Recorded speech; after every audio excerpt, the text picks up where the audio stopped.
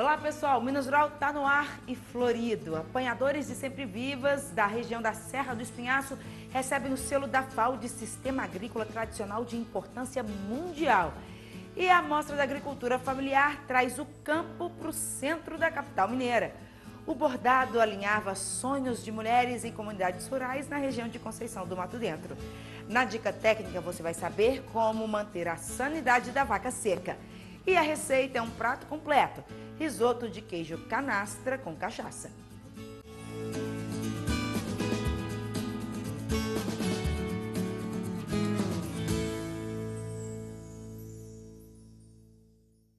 Comunidades tradicionais da região da Serra do Espinhaço, autodenominadas apanhadores de sempre-vivas, acabam de trazer para o Brasil e para Minas Gerais um reconhecimento inédito. Eles receberam da FAO, que é a Organização das Nações Unidas para a Alimentação e Agricultura, o selo de Sistema Agrícola Tradicional de Importância Mundial, o CIPAM. O selo reconhece a singularidade do modo de produção dessas comunidades e, mais que isso, a sustentabilidade da forma com que vivem e tiram o sustento da natureza. O anúncio desse reconhecimento foi feito na quarta-feira, dia 11 de março, em Brasília, numa cerimônia lá no Ministério da Agricultura. E o que essas comunidades têm de tão especial é o que a gente vai ver agora. Desde menina, Dona Jovita subia a Serra do Espinhaço, na região de Diamantina, em Minas Gerais, atrás das sempre-vivas. Minha mãe, ela levava a gente, né, quando a gente estava assim, com idade assim, de uns 2, 3 meses, aí eu levava, né, pra gente poder, que ela mexia com isso, né, mexia com as roças e mexia com isso também da sempre-viva. As flores que enfeitam essa exuberante paisagem viram artigos de ornamentação e ajudam no sustento de milhares de famílias de agricultores, quilombolas, descendentes de indígenas e até portugueses, povos tradicionais que vivem nessa região de forma comunitária e se auto-intitulam apanhadores de sempre-vivas. Em tempos de coleta, habitam no alto da serra em ranchos de lapa. Ficam por lá por longos períodos, levam mala e cuia até os animais, numa relação simbiótica com a natureza. Dela tiram o sustento, mas preservam a vida. Mais do que só produção de alimentos e de produtos agrícolas, produção da vida, né? Porque esse momento, inclusive, que eles estão em cima da serra, é momento que comunidades diferentes se encontram, porque são terras de uso comum, né? É um regime agrário de uso comum das terras, né? Em que o parentesco é uma grande referência de direito de uso, são os direitos costumeiros que a gente chama, né? Além da panha das flores, essas comunidades ainda sobrevivem de um conjunto de atividades tradicionais. O cultivo da terra em sistemas próprios, como as roças de toco, a preservação de diferentes espécies através de bancos de sementes, a criação de animais, a coleta agroextrativista de frutos, o artesanato com capim dourado. Tudo de forma sustentável. E para manter essas tradições sempre vivas, contam com uma juventude engajada e pronta para lutar por suas tradições e seu território. A gente tem medo de que as crianças não conheçam onde se põe flor, onde que se colhe lenha e que perca a nossa tradição, até mesmo de fazer o artesanato. Porque se a gente não tem flor, a gente não tem artesanato. E se a gente não tem território, a gente não tem como sobreviver. E uma das pautas da juventude é essa, que a gente luta para permanecer no nosso território. É todo esse sistema secular e tradicional de produção, o manejo com a terra, a relação sustentável com a natureza, a consciência de grupo e a organização social que é reconhecido agora pela FAO, a Organização das Nações Unidas para a Alimentação e Agricultura, através do selo de Sistema Agrícola Tradicional de Importância Mundial, CIPAM. Minas Gerais é o primeiro estado do país a obter este reconhecimento, que abrange as comunidades Pé de Serra, Lavras, Macacos, Vargem do Inhaí, Matas de Crioulos e Raiz, as 3 últimas quilombolas. Elas estão localizadas nos municípios de Buenópolis, Diamantina e Presidente Kubitschek. Cerca de 1.500 pessoas das comunidades serão beneficiadas. É óbvio que isso vai trazer uma visibilidade muito grande, mas que isso também traga outras garantias, por exemplo, acesso a políticas públicas. A gente está vendo que isso já está acontecendo, mas precisa que seja um processo contínuo e também que traga o território, que é o pleito de todos os povos tradicionais no Brasil. Agradeço, meus colegas, por lhe ter muita estima, mas é que o resto da história não se cabe nessa rima, pois fiquem todos com Deus, que Ele guarde os meus e os seus, vamos seguir nossa fila.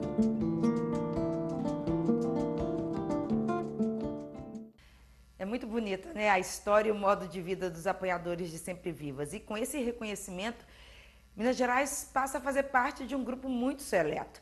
É o 4º sistema a receber esse selo da FAO na América Latina. Os outros 4 são o corredor Cusco-Puno, lá no Peru, o arquipélago de Chileó, no Chile, e o sistema Chinampa, no México. E no mundo todo, apenas 59 patrimônios agrícolas já receberam esse reconhecimento.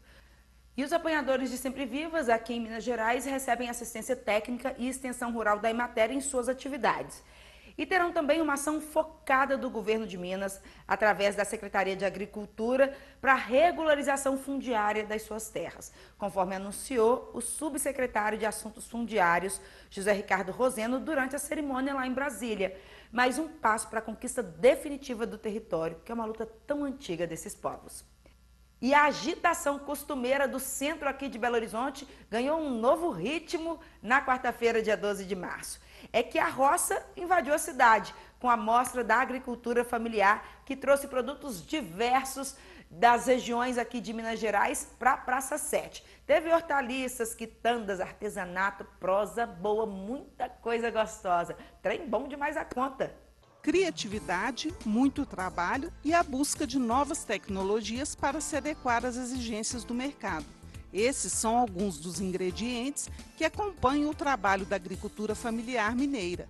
Não é à toa que a empresa de assistência técnica Emater MG trabalha hoje com cerca de 390 mil propriedades no estado de Minas Gerais, onde se pratica a agricultura familiar. Essa semana, o público de BH teve acesso a vários desses produtos durante a primeira Mostra da Agricultura Familiar de 2020. O local escolhido para a feira foi a Praça 7, bem no coração de Belo Horizonte.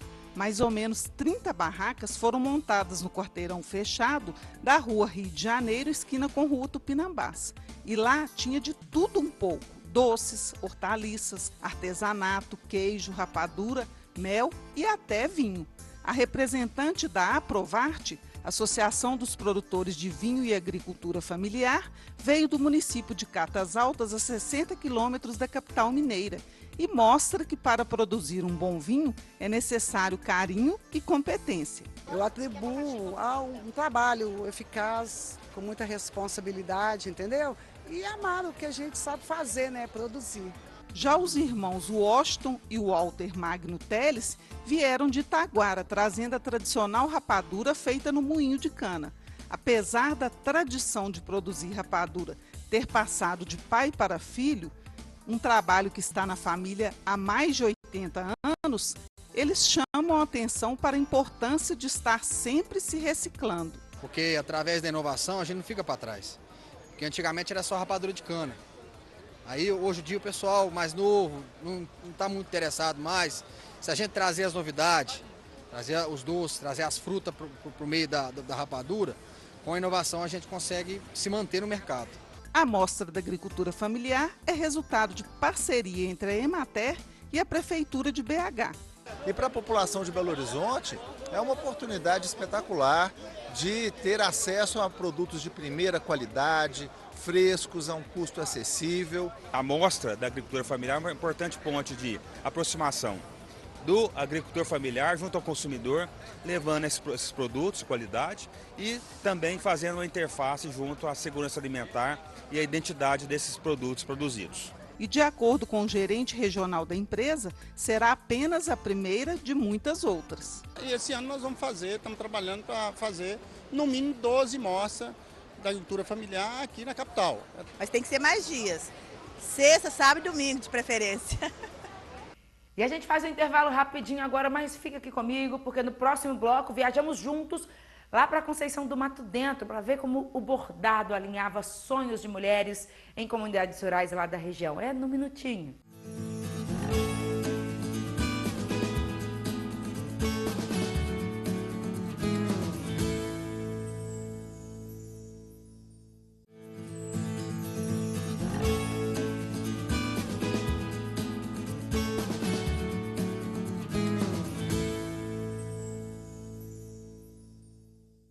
Quando os ventos da mudança sopram, alguns levantam barreiras, outros constroem moinhos de vento.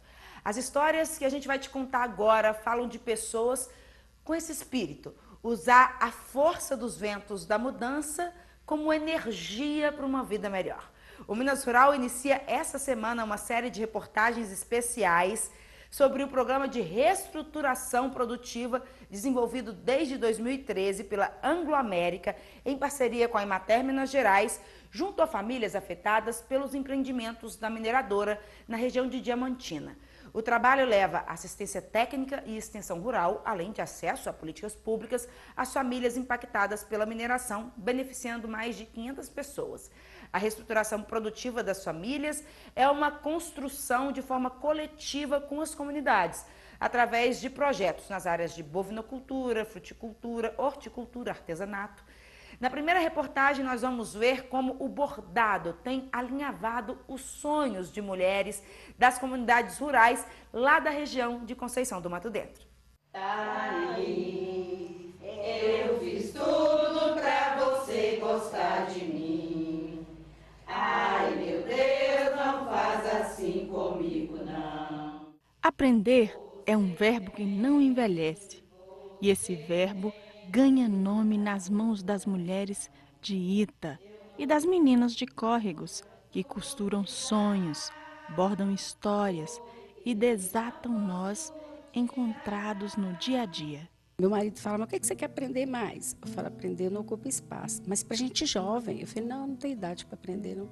Já era à noitinha quando esse grupo de aprendizes de bordadeiras esperavam ansiosos para nos mostrar seus pontos e como as atividades e os encontros do grupo recuperam a autoestima, promovem a inclusão social e aliviam as dores da depressão. São tantas histórias e tanta superação que me alegro em saber o poder da terapia ocupacional. Bordar para mim é uma alegria, porque eu aprendi, depois que eu aposentei, porque minha mãe é bordadeira, minha avó era bordadeira, só que eu não tive condições de aprender, porque eu tive que sair cedo para estudar e via só os bordados da minha mãe, de casamento, ela bordando a máquina, a mão, mas eu nunca pude aprender e essa foi uma oportunidade que eu tive, Então eu estou amando. Nas palmas das tuas mãos, leio as linhas da minha vida. Linhas cruzadas, sinuosas, interferindo no seu destino. Não te procurei, não me procurastes. Íamos sozinhos por estradas diferentes. Prenuncia Cora Coralina em um de seus versos que tudo tem a ver com o vai e vem da agulha e das linhas multicoloridas que dão formas à imaginação dessa gente cheia de vontade. Por aqui, vemos que as oficinas deram resultado. Bolsas, panos diversos e muitas linhas que renderam traços inimagináveis. E ao abrir os armários, vejo que material não falta para explorar a criatividade. Muito gratificante você ver surgir, você descobrir talento, descobrir que a pessoa tinha uma coisinha guardada e que ela não expressava aquilo ali, ela não tinha como expressar. Você põe a agulha, a linha na mão dela e ela começa a falar através da linha. A ideia surgiu de um diagnóstico que os nossos colegas daqui, a Claudete, com os colegas da Emater, do Regional Diamantina, fizeram. Diante desse diagnóstico, elas evidenciaram uma vontade muito grande de trabalhar com artesanato. e nós percebemos que o artesanato na parte têxtil seria uma terapia e uma atividade extremamente dinâmica para esse grupo. E a Anglo-América empolgou com o que estava saindo das mãos dessas meninas, né? E aí surgiu esse grupo maravilhoso que vem reunindo frequentemente, semanalmente, e produzindo peças maravilhosas para comercialização. E elas já estão tendo um adicional de renda através dessa atividade. Córregos é distrito de Conceição do Mato Dentro. Por aqui ainda se pode ver hábitos de cidade pequena, como esses burrinhos carregando lenha no lombo, em contraste com a modernidade apresentada com a presença do carro e da moto na mesma rua. Percebi que pelo menos 53 casas estavam tendo suas fachadas restauradas pelo patrimônio histórico-cultural e as obras estavam a todo vapor. Também nos chamou a atenção a imponente igreja de Nossa Senhora Aparecida de Córregos. É ladeada pela Rua da Paz e outras ruas onde a calmaria faz morada. Dona Odete, uma das bordadeiras, é a zeladora da igreja e resolveu abrir as portas para que pudéssemos conhecer. O encantamento tomou conta de mim, visto que a pintura e ornamentos têm estilo rococó e barroco, descobertos só agora no processo de restauração da igreja e das imagens. Nas pilastras se nota a presença de fios de ouro. As pinturas, aqueles banhados que diz que tem ouro ali naqueles altares. Então, é uma surpresa muito grande para nós aqui da comunidade, de saber que é uma comunidade pequena, uma paróquia do tamanho de uma caixinha de fósforo, né? E se olhar para o teto, verá Nossa Senhora ascendendo ao céu com magnitude, numa obra que já tem mais de 200 anos. Por volta de 1700 aproximadamente, um grupo de bandeirantes chegou até o distrito de Córregos, que fica em Conceição do Mato Dentro, em busca de ouro. Aqui permaneceram por longo tempo e trouxeram consigo na época uma imagem de Nossa Senhora e deram o nome a ela de Nossa Senhora Aparecida de Córregos. Só que Nossa Senhora Aparecida, que é a padroeira do Brasil, essa que nós conhecemos, tem a coloração da pele negra, assim como a minha. E aqui, o diferente, gente, é que Nossa Senhora Aparecida de Córregos tem a coloração da pele branca, mas ela continua sendo Nossa Senhora Aparecida, só que de Córregos. Dona Odete foi um pouco mais ousada e tocou o sino sem haver programação de missa ou alguém ter falecido na cidade, que tem pouco mais de 300 a 400 habitantes. E certamente a comunidade ficou apreensiva, pois tocou o repicado e o dobrado. Ai, povo bom, vou sentir saudade de vocês. Ó, a gente tem mais um intervalo rapidinho agora, mas no próximo bloco ainda tem dica técnica e receita que tá, ó, da ponta da orelha, não sai daí não.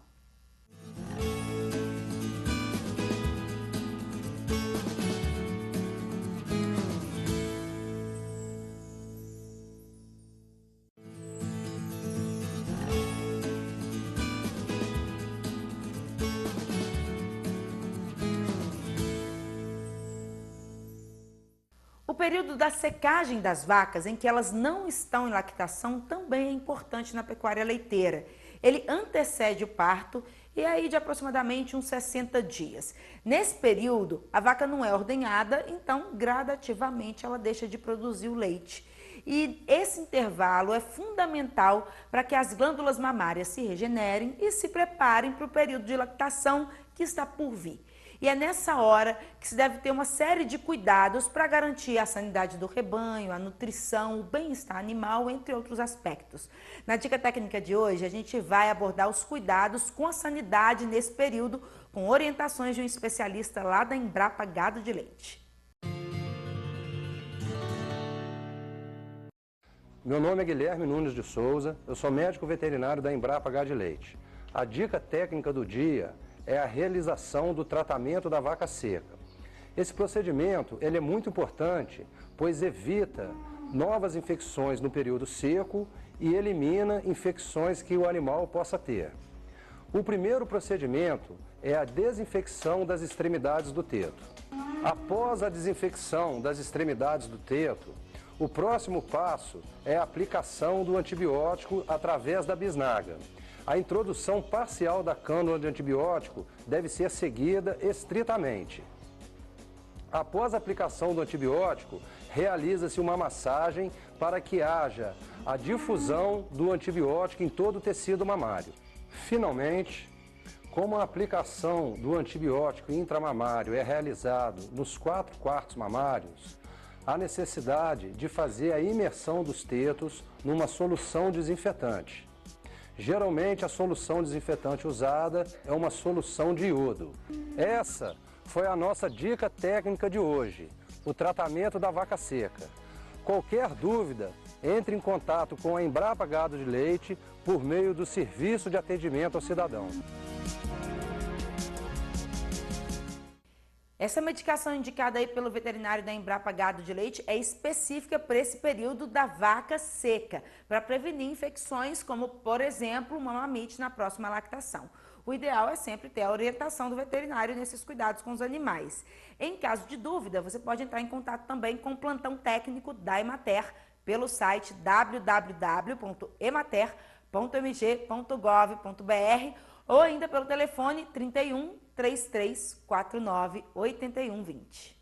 Vamos falar de coisa gostosa agora? A receita de hoje é um clássico, mas com um bom toque de mineridade. Um risoto de queijo, só que canastra, e preparado ao invés de vinho, com cachaça. O prato estava com uma cara tão boa que até a nossa repórter ficou ansiosa para provar. Acompanha aí. Que mineiro é apaixonado por queijo, todo mundo sabe.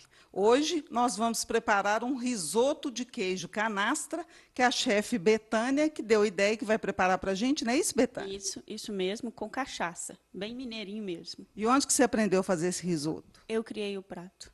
Os ingredientes são 200 gramas de arroz arbóreo, meia cebola picada, 120 gramas de manteiga, 100 gramas de queijo canastra fresco picado, 140 ml de cachaça, 600 ml de caldo de legumes, sal a gosto, pimenta do reino a gosto e 2 colheres de sopa de azeite. Bom, gente, a Betânia já pôs aqui o caldo de legumes para ferver. E agora, qual que é o próximo passo, Betânia? Agora, o primeiro passo, nós vamos esquentar o azeite e a manteiga.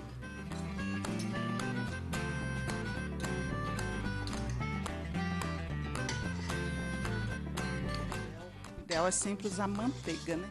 Isso, sempre usar manteiga, não margarina. Ok?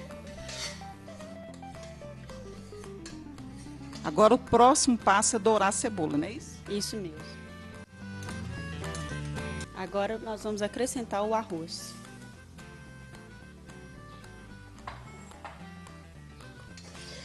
A manteiga e a cebola.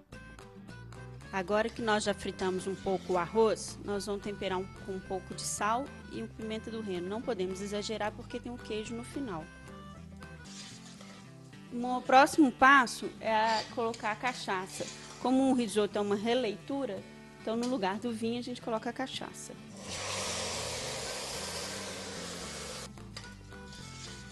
Quem quiser, no lugar da cachaça, pode utilizar o vinho? Pode usar o vinho branco seco, porque senão você deixa a receita doce.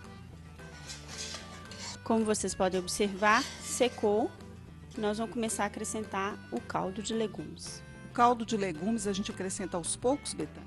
Isso, a gente vai acrescentando de 2 a 2 conchas por vez e vai mexendo o tempo inteiro. Secou, acrescenta até chegar no ponto do arroz.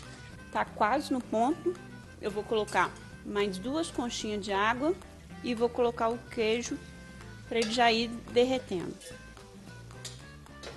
Aí já é a finalização, né? Isso, dá só uma misturadinha aqui antes, em seguida o queijo. Depois de colocar o queijo, o prato está quase finalizado, mas qual que é o último passo?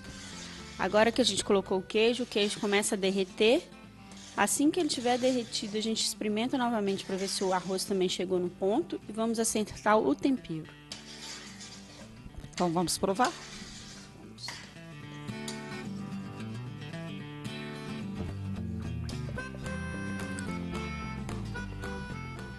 Tá quase. Mais uns 2 minutinhos chega no ponto. Betânia, o queijo já derreteu, o cheiro está maravilhoso. E para finalizar agora, o que falta? Nós vamos colocar a outra metade da manteiga e acertar o tempero. Tá pronto, Betânia, não aguento mais esperar, o que falta? Agora, você está vendo que ele está cremoso, nós vamos experimentar mais uma vez, só para acertar o tempero. Tá bom? Tá ótimo, só mais uma pitadinha de sal e uma pitadinha de pimenta do reino. Agora tá pronto. Agora sim, agora está pronto para servir.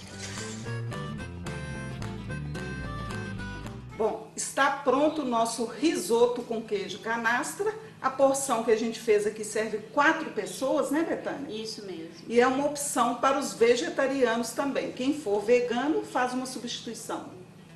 Da manteiga pelo azeite, troca o queijo canastra pelo queijo tofu. Podemos provar? Claro.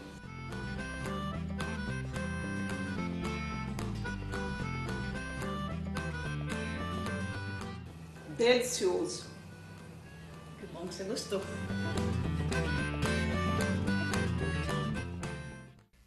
Minas Rural está acabando, mas a gente continua em contato ao longo da semana pelo site www.emater.mg.gov.br. Você nos acompanha também nas redes sociais da Emater. A gente está lá no Facebook, no Instagram, agora também no Spotify com podcast Estação Rural. E você também pode rever o programa a hora que você quiser no canal do YouTube. É só procurar lá na plataforma pelo Minas Rural e se gostar, faz a gentileza pra gente, se inscreve, curte o nosso conteúdo e comenta também pra gente saber se você está gostando e poder fazer sempre o melhor. E eu te aguardo aqui na semana que vem. Tchau!